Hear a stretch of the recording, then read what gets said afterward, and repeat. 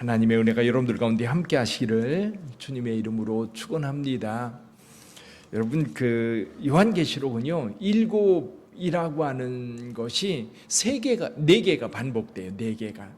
제일 처음에는 7교회 편지를 보내는 내용이 있고, 두 번째는 어린 양이 7인을 떼는 장면이 있고, 세 번째는 천사가 7 나팔을 부는 장면이 있습니다. 그리고 네 번째는 오늘 본문의 말씀에 나와 있는 7 천사가 7 대접을 땅에 쏟아붓는 사건이에요. 그래서 이 네 번째 마지막 대접 재앙은 이제 하나님께서 예비하신 마지막 재앙입니다. 이 땅에 그것으로 모든 심판이 끝날 거예요. 그래서 15장 1절에서 이렇게 말씀을 했지요. 또 하늘에 크고 이상한 다른 이적을 보매 7 천사가 7 재앙을 가졌으니 곧 마지막 재앙이라 하나님의 진노가 이것으로 마치리라. 하나님의 진노가 이것으로 마치리라. 강도는 가장 셉니다. 그리고 이 인을 뗄 때는 이것이 오늘 우리 그리스도인들에게도 당하는 환난이에요. 예수께서 재림하시기 전에, 공중 강림하시기 전에 우리에게도 내리는 그런 재난입니다. 재난은 지금도 우리가 예를 들면 기후재앙 같은 거죠. 지진도 있고 태풍도 있고 또 지구온난화로 인하여서 더위와 추위가 이렇게 오락가락하면서 많은 사람들이 고통을 주는데, 이 재난은 우리에게도 주어지는 거예요. 그런데 이 재난이 재앙으로 바뀌기 시작해요. 재앙. 언제부터 재앙이 됩니까?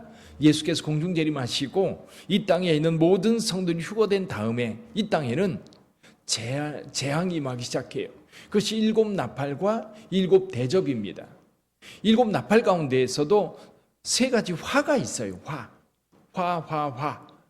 이 세 가지 화 가운데 오늘 이 대접 재앙은 세 가지 화 중에 세 번째 화, 마지막 재앙이라고 볼 수 있어요.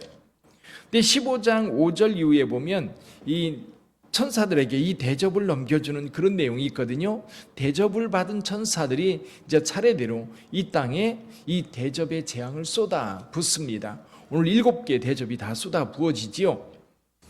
자, 첫 번째 대접이 쏟아질 때는 어떤 재앙이 이 땅에 임합니까? 땅에 쏟으니까 짐승의 표를 받은 자들에게, 그리고 우상 숭배하는 자들에게 종기가 바랍니다. 종기. 몸에 종기가 나면요, 무척 아프고 힘들어요. 두 번째 천사가 대접을 땅에 쏟으니까요, 바다에 쏟아요. 첫 번째 천사는 땅에 쏟아붓고 두 번째 천사는 바다에 쏟아붓습니다. 그러니까 바다가 피같이 돼요. 언제처럼? 모세가 나일 강물을 피로 변하게 했던 것처럼 바다 전체가 피로 변하면서 모든 생물들이 죽었다 그랬습니다. 세 번째 천사는요, 그 대접을 어디에 쏟아부어요? 강물과 그리고 샘 근원에 쏟아붓습니다. 그러니까 바다에 이 재앙이 임할 때는 이 물을 마실 수는 있었어요. 근데 강과 물 근원에 이 재앙이 쏟아지니까 이 물을 먹을 수가 없는 거예요. 먹거나 씻거나 물을 사용할 수 없는 상태가 되어버리는 거죠. 그리고 네 번째 천사는 그 대접을 어디에 쏟아부어요? 해에 쏟아부어요. 해에 쏟아부으니까 해가 힘을 얻어가지고 이 해가 뜨거워지면서 이 땅에 큰 재앙으로 임하게 되죠. 요즘 추위와 더위가 이렇게 오락가락합니다. 재작년 같은 경우 미국에요, 캘리포니아 지역에 이 날이 얼마나 더웠느냐면 낮에 온도가 50도까지 올라갔다 그래요. 그래서 이 아스팔트가 다 녹아내려-가지고 사람들이 거리를 다닐 수가 없을 정도로, 타이어가 이렇게 녹아내릴 정도로 그렇게 뜨거웠다 그래요. 그러니까 여러분, 오존층이 파괴가 되고 그리고 이 태양풍이 직접 지구까지 도달하면 이 지구는 금방 뜨거워지는 거예요. 그러니까 지구를 이렇게 감싸고 있는 오존층이라든지 대기층이 있어가지고 이 빛이 다 지구로 도달하지 않습니다. 그러니까 이 지구가 지금 이렇게 생물체들이 살고 있는데 이 해가 이게 뜨거워지면 다 태워지는 거지. 다섯 번째 천사는 그 대접을 어디에 쏟아부어요? 짐승의 왕좌에 쏟습니다. 그러니까 그 나라가 곧 어두워지면서 사람들이 아파서 자기 혀를 깨물고 아픈 것과 종기로 말미암아 하나님을 비방하고 그리고 그들의 행위를 회개하지 않았다. 여섯 번째 천사는 이 대접을 어디다 쏟아부어요? 여섯 번째 천사는 유브라데 강에 이 물을 쏟아보니까 강물들이 다 말라서 길이 예비되었다. 근데 여기 특이한 거 13장에 보면요, 새 더러운 영이 나오는데 개구리 같은 새 영, 어디에서 나와요? 용의 입, 짐승의 입, 그리고 거짓 선지자의 입. 용은 사탄입니다. 용은 사탄이고요. 여기 짐승은 정치적인 지도자예요. 정치 지도자예요.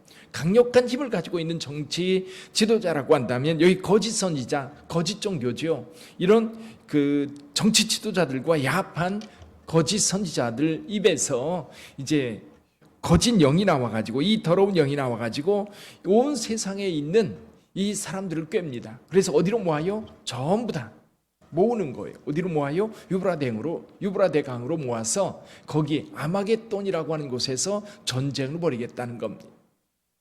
요즘에도 가끔 그런 생각이 들어요. 러시아와 우크라이나가 전쟁을 하는데 지금 표면적으로는 주변 나라들이 아무도 개입하지 않는 걸로 되어 있습니다. 무기는 지원할지언정 군사들이 직접 개입하지는 않아요. 근데 어제 오늘 신문에는 중국이 지금 러시아에 계속 무기를 대고 있다. 그런데 이제 미국에서는 이제 아직은 그 선이 분명하지 않다고 이렇게 부인하는 모습입니다. 왜냐하면 그게 분명하면 중국이 러시아를 직접적으로 살상 무기를 지원하는 것이 분명하다고 하면, 왜냐하면 미국이나 서방도 가만히 있을 수가 없거든요. 명분이 만들어지면 거기 다 함께 참여하는 거죠. 그렇게 되면 이 전쟁이 점점 커지는 거예요. 그런 전쟁이 이 마지막 때에 전 세계인들이 다 모여서 마지막 전쟁을 벌이는 때가 있을 거라는 거지. 일곱째 천사, 17절에 보면 일곱째 천사가 그 대접을 공중에 쏟습니다. 그러니까 이 번개, 음성, 우레소리가 있고 큰 지진이 나면서 큰 성이 세 갈래로 갈라집니다.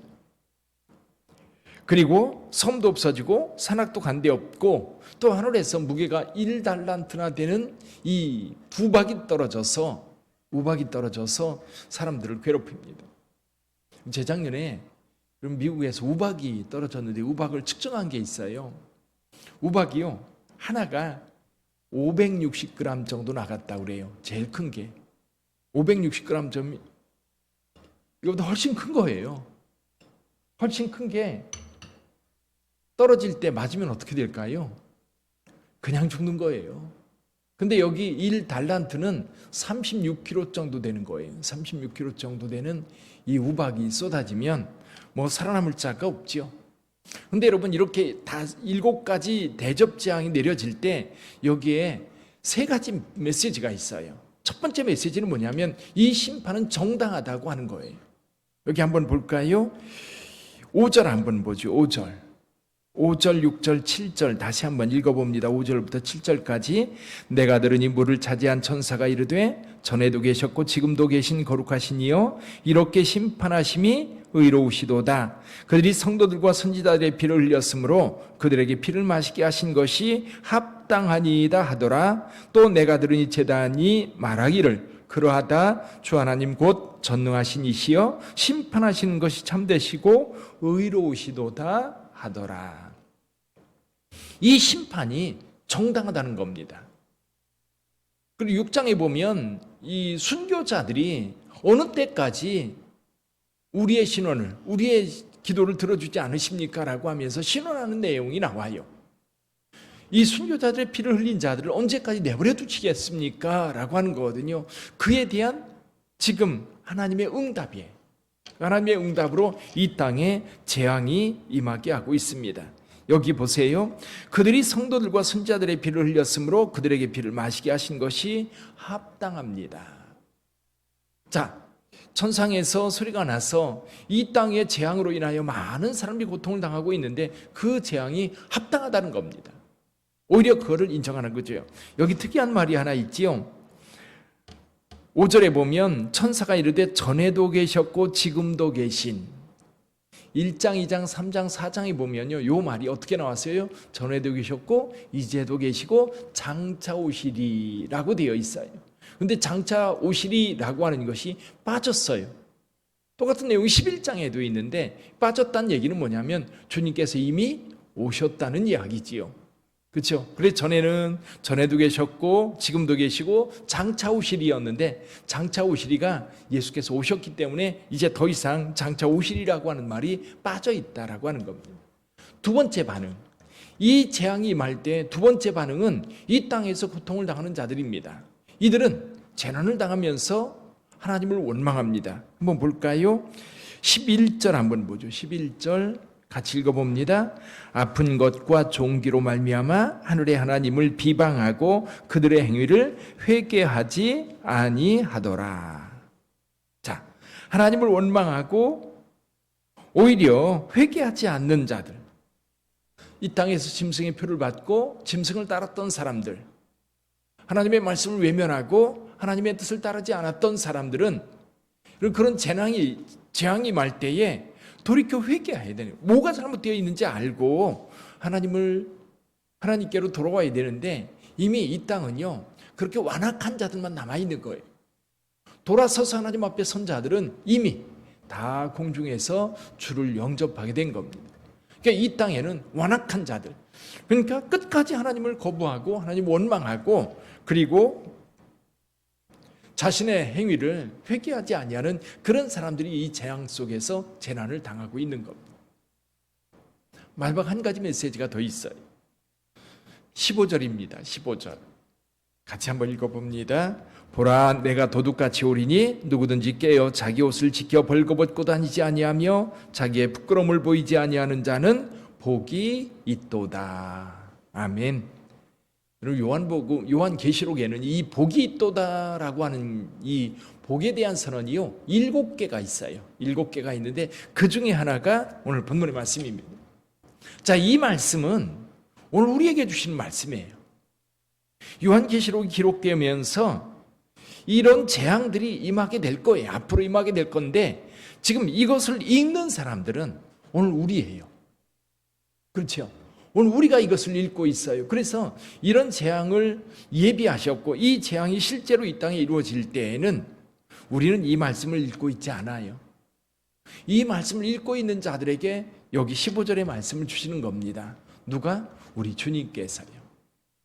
우리가 이 땅에 사는 날 동안 먼 미래가 아닙니다. 가까운 미래에 이러한 재난이 임하여서 이 땅에 종말이 이루어질 텐데 그러기 전에 그런 사건이 일어날 거라고 하는 것을 지금 읽고 있는 저와 여러분들, 그래서 하나님의 말씀을 읽고 듣고 읽고 또 그 말씀을 지키는 자들이 복이 있는 겁니다. 오늘 그 얘기를 하는 거예요. 보라, 내가 도둑같이 오리니.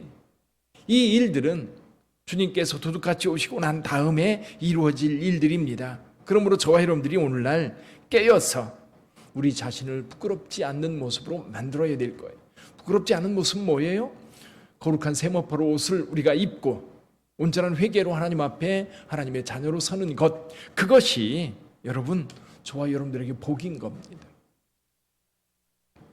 그래요, 이 마지막 때에 우리는 그저 현실의 그냥 풍족함에 그냥 이 땅에 살아가는 것이 다인 것처럼 그렇게 살고 있어. 우리에게 정말 중요한 것은 마지막 때 되어질 일이에요. 요즘 우리 사회에 저희 또래뿐만 아니라 좀 나이가 드신 분들은 이 노년 걱정을 많이 합니다. 100세 시대라고 그러잖아요. 100세 시대. 요즘에 100세 사는 분들이 많아요. 제 친구, 제가 어렸을 때 살던 동네에 제 친구가 한번 그러더라고요. 할머니가 100세가 넘은 거예요. 100세가 돼서 100세 생일 때 군수가 와가지고 선물도 주고 잔치를 해줬대요. 근데 요즘은 아예 그런 거 없습니다. 100세 살아도요, 그래 특이하지 않아요. 그러니까 은퇴 60에 하면 40년을 사는 거예요. 40년. 은퇴 60에 하면 40년. 걱정이 많아요. 근데 여러분 진짜 걱정은 뭐예요? 죽은 다음인 거예요. 죽은 다음에 그저 이 땅에 사는 데 동안 어떻게 살 거냐라고 하는 것에 몰두하고 있는데 진짜 중요한 것은 여러분 영생이에요. 영생. 이 땅에 이런 재난이 있을 때, 재앙이 있을 때 거기에서 이 재앙을 받으면서 고통스러운 그 울부짖으면서 죽어갈 것인가? 아니면 오늘 깨어서 바르게 서서 하나님의 말씀을 따라서 바르게 살아가면서 거룩한 세마포옷으로 우리를 준비하여서 우리 하나님 앞에 서도록 예비하는, 그것이 오늘 우리에게 필요한가? 오늘 하루를 살아가면서도 거룩한 하나님의 백성으로 깨끗한 삶, 회개하며 하나님을 찬송하며 사는 삶이 되기를 주님의 이름으로 축원합니다. 기도하겠습니다.